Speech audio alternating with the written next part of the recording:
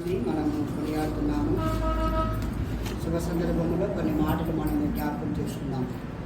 మన భారతదేశంలో గణతంత్ర దినోత్సవము ప్రతి సంవత్సరం జనవరి 26వ తారీఖున జరుపుకుంటాము.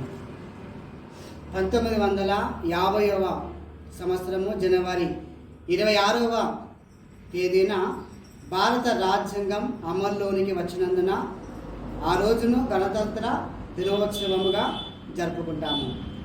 భారత రాజ్యాంగం ఎవరు రాశారు? Doctor B Ambedkar.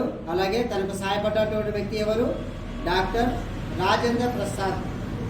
వారిద్దరు కలిసి ఈ యొక్క రాజ్యాంగాన్ని వారు వ్రాసి ఉన్నారు.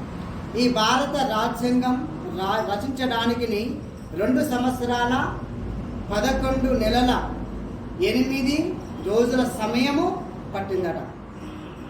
మన భారత రాజ్యాంగం ప్రపంచంలోనే పెద్దది.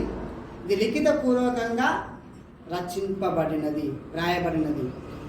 భారత రాజ్యాంగం మరి రాయించడానికి సుమారు 64 లక్షల డబ్బులు ఖర్చయ్యాయి అని చెప్పేసి ఒక అంచనా.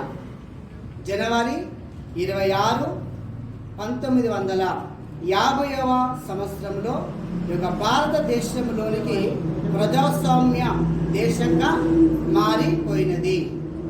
కనుక ఈరోజు రిపబ్లిక్ డే సందర్భంలో దేవుడు మన దేశాన్ని, దేశంలో ఉన్నటువంటి నాయకులను, పాలకులను, ప్రజలని దేవుడు కాపాడుతున్నటువంటి విధానాన్ని బట్టి ఆ దేవునికి ప్రత్యేకమైనటువంటి వందనాలు చెల్లిస్తూ మన దేశాన్ని మనము ప్రేమించాలి, మన దేశాన్ని మనము గౌరవించాలి.